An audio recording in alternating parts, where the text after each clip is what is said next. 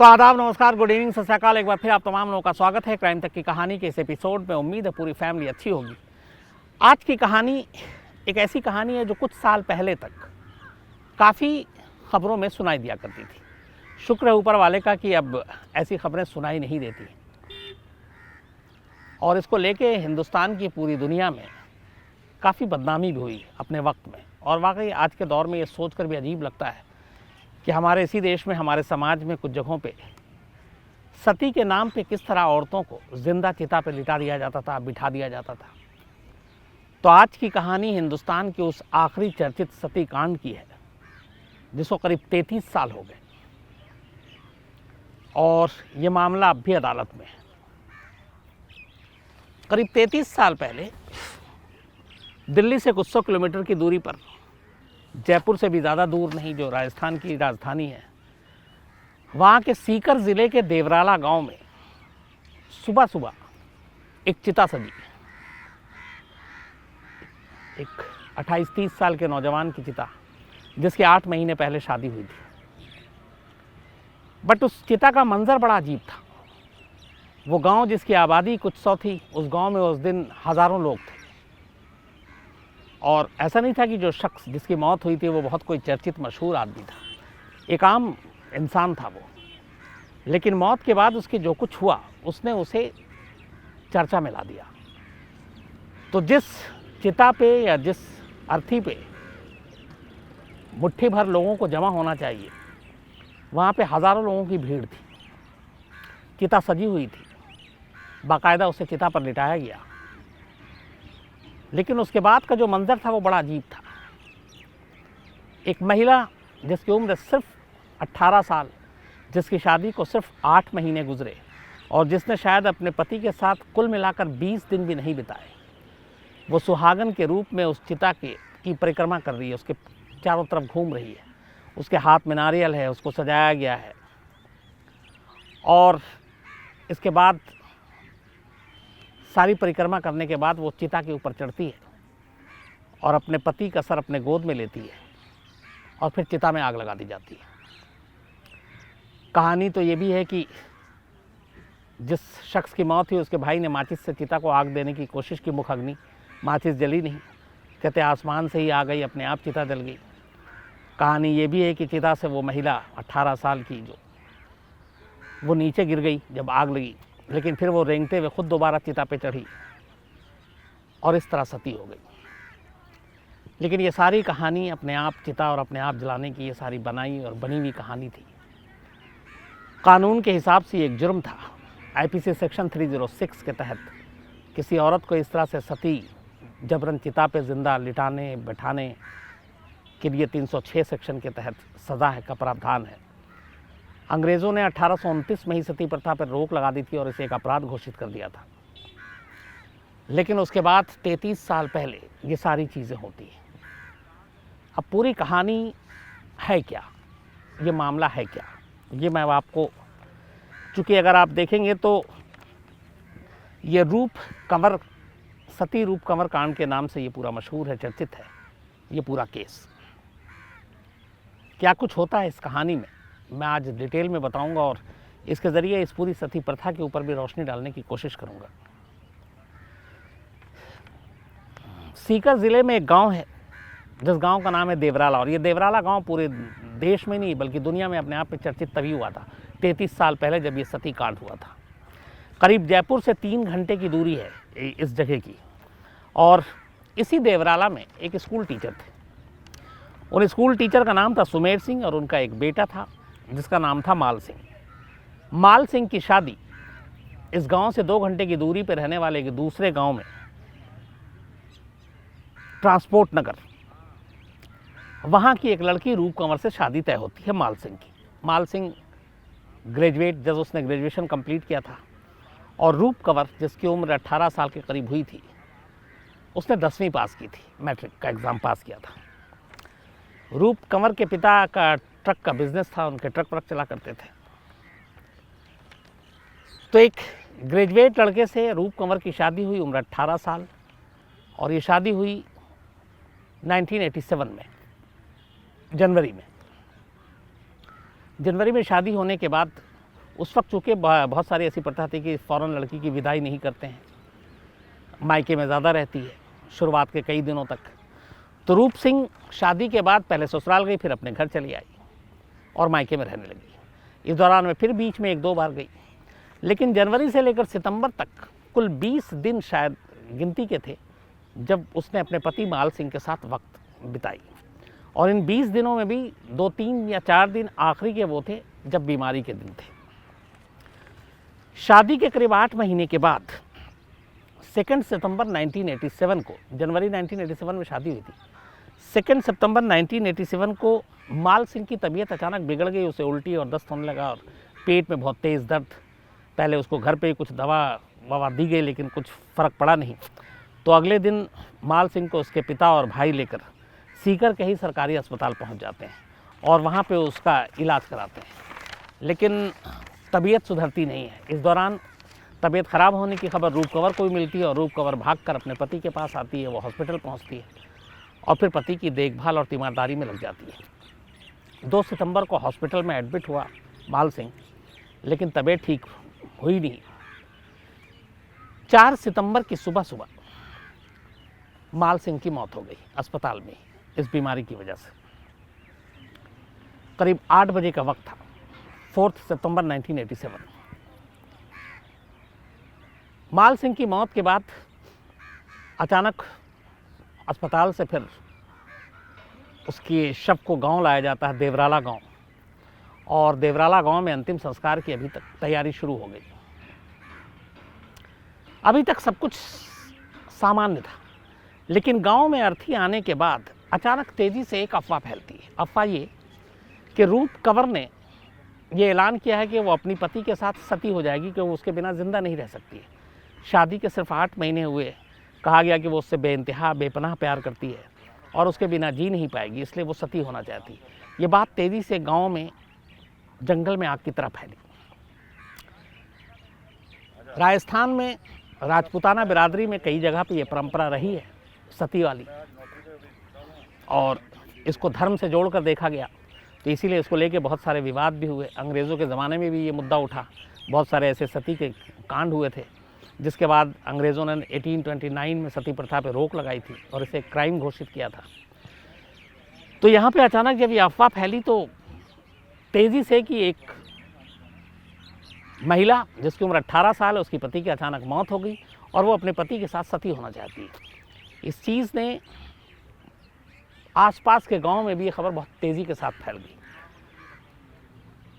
जो राजपूती प्रथा शुरुआत से रही, कई लोग इसको मानते थे। जब ये बात पता चली तो उसके बाद सारे लोग एक्टिव हो गए। फिर ये हुआ कि कुछ बड़े बुजुर्गों को आगे किया गया, कुछ पंडा टाइप के लोगों को आगे किया गया और ये कहा गया कि देखो रूप कंवर वाकई उसके अंदर सती प्रथा है या सत उसके अंदर है, वाकई सती होना चाहती है, क्या है मामला, वो सती होने लायक है कि नहीं है। तो फिर आनंद फानन में ये कुछ ही लोगों ने ये कैसे क्या किया मालूम नहीं, लेकिन फिर ऐलान कर दिया गया कि हाँ रूप कंवर तैयार है सती होने के लिए और वो सती इसके लायक है।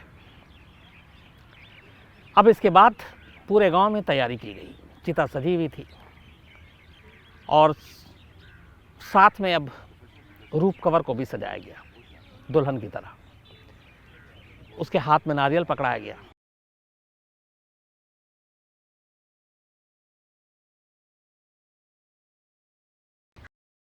तरीके से वो चल रही थी या परिक्रमा कर रही थी। बहुत सारे वो जो वहाँ पे खड़े हुए मौजूद लोग थे, उन्हें डर था कि अगर पुलिस आ गई, प्रशासन को पता चल गया तो हो सकता है ये सारी चीज़ें रोक दें।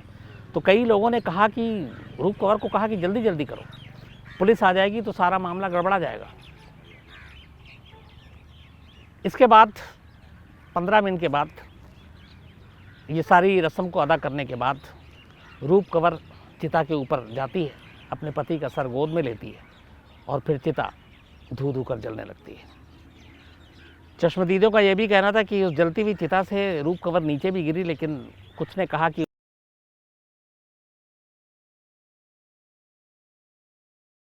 जबरन लिटाया गया और इस तरीके से ये सारी कवायद पूरी हुई।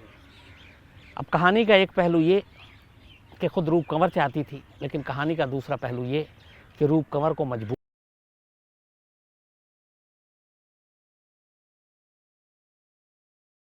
पहलू उसके कुछ सबूत। इस कंवर का घर देवराला गांव से मुश्किल से 2 घंटे की दूरी पर था।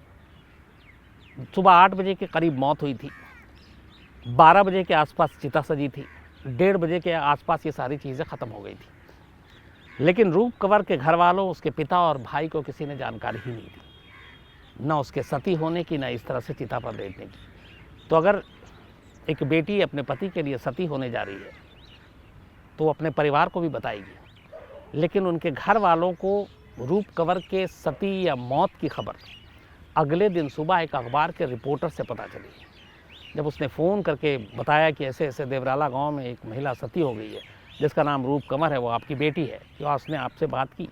तब वो हैरान रह गए, क्योंकि उन्हें उस अखबार के रिपोर्टर से नेक्स्ट डे मॉर्निंग में ये पता चला, यानी 5 सितंबर 1987 को, कि उनकी बेटी सती हो गई है।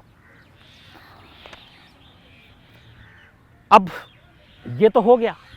इसके बाद धीरे धीरे ये बात पूरे इलाके से बाहर निकलकर फैलनी शुरू हो गई कि देवराला गांव में एक रूप कंवर जो है वो अपने पति की चिता पर जिंदा लेटी और सती हो गई है। फिर क्या था, देखते ही देखते सभी जो परंपरा के पुराने परंपरा एक चला आ रहा था उसको देखते हुए ये रूप कंवर के को माता करार दे दिया गया और सारी जो धर्मों के साथ इसको जोड़ना शुरू कर दिया गया। लेकिन चूंकि ये कानून के हिसाब से गैर कानूनी था, तो जब पुलिस प्रशासन तक इसकी खबर पहुंची तो फिर पुलिस ने लोगों से पूछताछ की और इस मामले में अपनी तफ्तीश को आगे बढ़ाया कि ये मामले की सच्चाई है क्या। जो बाकी महिला संगठन थी उनको जब ये पता चला, विरोध शुरू हो गया। धीरे धीरे देश भर की मीडिया को पता चला, गुस्सा आना शुरू हो गया। उसके बाद धीरे धीरे देश के बाहर ये खबर चली, हिंदुस्तान में इस तरह की चीज़ें, एक जिंदा औरत को चिता पर लिटा देना सती के नाम पर, सती प्रथा के नाम पर, तो बड़ी देश की अपनी भद्द भी पिटी कि आज हम इस दौर में जी रहे हैं और वहाँ ऐसी चीज़ें हो रही हैं। तो जब ये सारी चीज़ें और प्रेशर बिल्डअप शुरू हुआ तो फिर पुलिस को मजबूरन एफआईआर दर्ज करना पड़ा। एक पुलिस वाला गया, उसने एफआईआर लिखी, लेकिन उसे कोई गवाह नहीं मिला, तो बिना गवाह के उसने इधर उधर से जो भी जानकारी थी, करीब 39 लोगों के खिलाफ मुकदमा दर्ज किया। 4 सितंबर को ये मामला हुआ था और 9 सितंबर को, 5 दिन के बाद इस इंसिडेंट के, 39 लोगों के खिलाफ, 39 लोगों के खिलाफ मामला दर्ज हुआ। अब यहाँ दूसरी तरफ जो राजपूताना बिरादरी के लोग थे वो इसे धार्मिक मामला बताकर पुलिस और सरकार के खिलाफ किसी भी कार्रवाई का विरोध कर रहे थे। दूसरी तरफ सरकार हो या विपक्ष हो, वो तमाम लोग राजस्थान में खुलकर इस सती प्रथा और इस रूप कंवर कांड के बारे में बोलना भी नहीं चाह रहे थे, क्योंकि उसके बाद राज्य में इलेक्शन था अगले 2 साल 3 साल में, और वो नहीं चाहते थे कि राजपूत वोट बैंक उनके हाथ से खिसक जाए। तो कुल मिलाकर राजनीति ऐसी थी कि एक तरफ एक इतना बड़ा अपराध हुआ सती प्रथा के नाम पर, और दूसरी तरफ कोई भी पार्टी इसमें खुलकर कुछ बोलने को तैयार नहीं। इसी दौरान में एक ऐलान हो गया कि 13 दिन के बाद इस पूरे मामले में एक चुनरी कार्यक्रम होगा, जहाँ पे ये चिता सजी थी, जहाँ पे वो सती हुई। बाकायदा वहाँ पे रूप कंवर के नाम पे एक मंदिर की भी बात हो गई बनाने की। और फिर बाद में 13वीं को इस इंसिडेंट के ये हुआ कि एक वहाँ पे चुनरी उत्सव होगा और इसमें लोगों को पहुँचने के लिए कहा गया। जब इस बात की खबर मिली तो बहुत सारी महिला संगठनों ने जयपुर की सड़कों पर आकर विरोध करना शुरू कर दिया, और उस वक्त राजस्थान हाईकोर्ट के चीफ जस्टिस को उन्होंने लेटर लिखा कि इस सती प्रथा और इस चुनरी उत्सव को रोक लगाया जाए। चीफ जस्टिस ने उस लेटर को ही एक जनहित याचिका मानकर अगले दिन कोर्ट में इसकी सुनवाई शुरू कर दी। कोर्ट का भी सीन ये था कि ज़्यादातर जो राजपूत वकील थे वो सब इसके खिलाफ जाने के खिलाफ थे, वो इसे सही मान रहे थे। बहुत कम थे जो इस प्रथा के खिलाफ खड़े हुए अदालत में। मतलब ज़्यादातर लोग ये मान रहे थे कि रूप कंवर ने जो किया वो सही किया, और ये एक धार्मिक मामला है। दोपहर से शाम तक बहस हुई, लेकिन आखिर में चीफ जस्टिस ने ये फैसला दिया कि इस चुनरी उत्सव पर रोक लगाई जाए। बाकायदा पुलिस प्रशासन को इसके बारे में ऑर्डर दिया गया। लेकिन वहाँ ये हुआ कि इस चुनरी उत्सव की खबर सुनकर लोग, जिस गांव की आबादी 5000 भी नहीं थी, पहले ही दिन 50,000 पहुँच गए, अगले दिन 1 लाख हो गए और कहते हैं कि करीब 2 लाख से ज़्यादा लोग इस गांव में इकट्ठा हो गए इस चुनरी उत्सव के लिए। इधर जब कोर्ट का फैसला आया तो ये भी खबर है कि पुलिस ने धीरे से कुछ राजपूत नेताओं के कान में ये बात डाल दी कि कोर्ट ने कहा रोक लगाने के लिए इस उत्सव पे, तो एक काम कीजिए, जो आपने समय दिया आप उससे पहले कर लीजिए। तो चुनरी उत्सव जो एक्चुअल टाइम था जिस वक्त करने का, उससे पहले सुबह सुबह निपटा दिया गया। पुलिस करीब 4 किलोमीटर दूर देवराला गांव से खड़ी रही। सरकार ने आदेश दिया था कि तुम कोई एक्शन, हरकत मत करना, क्योंकि इससे मामला जो है बिगड़ सकता है, हिंसा हो सकती है। तो कुल मिलाकर पुलिस प्रशासन सभी तमाशाई बने रहे और चुनरी उत्सव भी हुआ। 2 लाख से ज़्यादा लोग इसमें शरीक हुए। हालांकि बाद में इस मामले को लेकर फिर जब इंटरनेशनल मीडिया तक यहाँ पहुँच गई और फिर थू-थू होने लगी देश में महिलाओं को लेकर और ये सारी चीज़ों को लेकर, उस वक्त एक केंद्रीय मंत्री हुआ करती थी बहुत ही फेमस, मार्गरेट अल्वा। राजीव गांधी की सरकार थी। कहते हैं मार्गरेट अल्वा ने भी इस मामले में विरोध जताया था और उन्होंने राजीव गांधी को इस इंसिडेंट के बाद अपना इस्तीफे की पेशकश भी की थी, जिसे राजीव गांधी ने स्वीकार करने से मना कर दिया था। उसी दौरान में मार्गरेट अल्वा ने एक किस्सा सुनाया था इसी इंसिडेंट के बारे में कि एक बार उनसे कुछ राजपूत एमपी सांसद मिलने के लिए आए और उन्होंने कहा कि आप क्रिश्चियन हैं, आप हमारे धार्मिक रीति रिवाज के बारे में क्या जानती हैं जो आप इस रूप कंवर सती प्रथा कांड के खिलाफ इस तरह से बोल रही हैं। तो मार्गरेट अल्वा ने कहा कि बिल्कुल मैं क्रिश्चियन हूँ, लेकिन इतनी समझ है मुझ में। उन्होंने कहा कि आपके राजपूत परिवार में बहुत सारी ऐसी विधवाएं हैं, फिर वो लोग क्यों नहीं सती हो जाती हैं? आपके अपने घरों में भी होंगी बहुत सारी, वो क्यों नहीं सती हुई?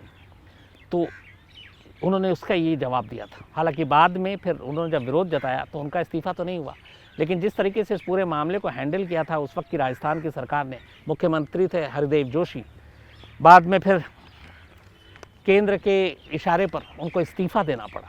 तो इस रूप कंवर कांड ने एक तरह से एक चीफ मिनिस्टर की भी बलि ले ली और उस इस्तीफे के बाद उनको अपनी कुर्सी छोड़नी पड़ी।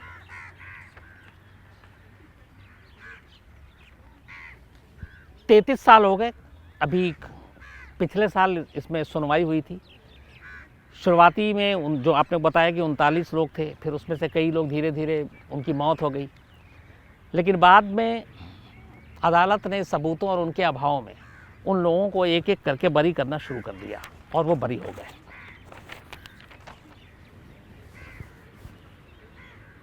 कुल मिला के एक 18 साल की लड़की जिसने 10वीं पास की और सिर्फ 20 दिन अपने पति के साथ गुजारी, 8 महीने शादी के हुए और हज़ारों की भीड़ के सामने जलती चिता पर उसे ज़िंदा जलाया गया।